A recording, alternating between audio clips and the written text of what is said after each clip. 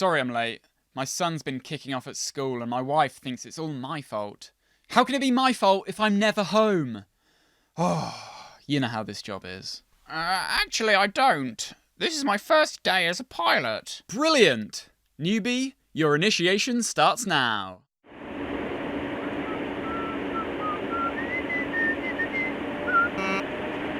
Listen up, newbie.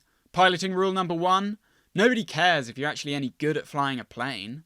The unwashed masses back there just want to hear that everything is fine. We could be flying into North Korean airspace with no fuel and a wing missing, but as long as you talk in a calm and reassuring voice, everything's dandy. Good evening, ladies and gentlemen. This is your captain speaking. We are currently cruising at 37,000 feet. Flying conditions are good, and turbulence is unexpected. Please sit back and relax. You're in safe hands. Okay? As you know, these planes basically fly themselves, so we just sit back and enjoy the ride. Which brings me on to piloting rule number 2. There are no breathalyzers at 37,000 feet. What do you think you're doing? Where are my manners? Do you want a beer? No thanks. Vodka? Rum? Gin? I don't drink. You know, for a DOA pilot, you sound like a real virgin. Luckily for you, Maggie can fix that. Who's Maggie? You know, Slaggy Maggie, the air hostess with the mostess. No? Maybe you've heard of her nickname. What's her nickname? I'll give you a clue. Every plane has one, and we're both sat in it. Yeah, Maggie's seen more snakes on a plane than Samuel L. Jackson. I think it's time she saw your python, don't you?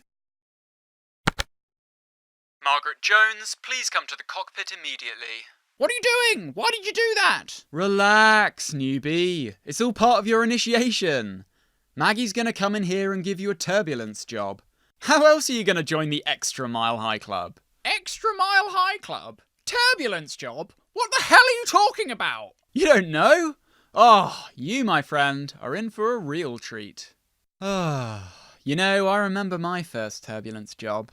So the co-pilot is passed out after losing to me at a martini drinking contest. I tell the cabin that we're about to hit some turbulence. Next thing I know, Maggie's come in and she's deployed her flaps on the old landing gear. Let's just say, despite 7 martinis, we still had liftoff. That brings me on to piloting rule number 3. Put a windsock on your control tower before boarding Maggie. If you don't, you'll end up catching the red eye. And I'm not talking about the flight.